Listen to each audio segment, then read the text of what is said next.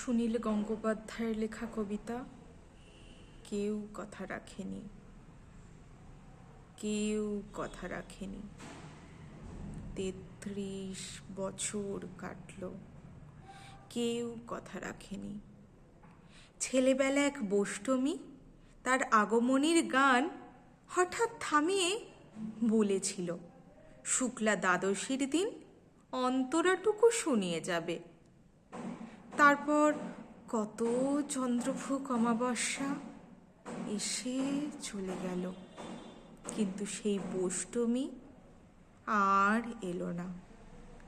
মামাবাড়ির মাঝি নাদের আলী বলেছিল, বড় হও দাদা ঠাকুর, তোমাকে আমি ৩ প্রহরের বিল দেখাতে নিয়ে যাব। সেখানে পদ্মফুলের মাথায় সাপ আর ভ্রমর খেলা করে। নাদের আলী, আমি আর কত বড় হব?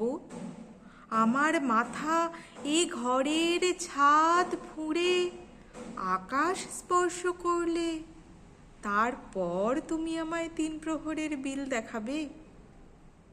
একটাও রয়্যাল গুলি কিনতে পারিনি কখনো। লাঠি লজেন্স দেখিয়ে দেখিয়ে চুষেছে লস্করবাড়ির ছেলেরা।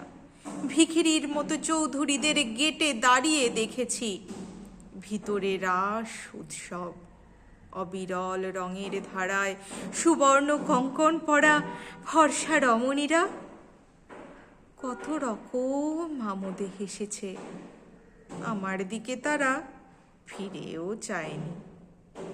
বাবা আমার কাঁধ ছুঁয়ে বলেছিলেন, দেখিস একদিন আমরাও। বাবা এখন অন্ধ, আমাদের দেখা হয়নি কিছুই। সেই রয়্যাল গুলি, সেই লাঠি লজেন্স, সেই রাস উৎসব কেউ ফিরিয়ে দেবে না আমায়। বুকের উপর সুগন্ধি রুমাল রেখে বরুণা বলেছিল, যেদিন আমায় সত্যিকারের ভালোবাসবে সেদিন আমার বুকেও এরকম আতরের গন্ধ হবে। ভালোবাসার জন্য আমি হাতের মুঠোয় প্রাণ নিয়েছি, দুরন্ত ষাঁড়ের চোখে বেঁধেছি লাল কাপড়।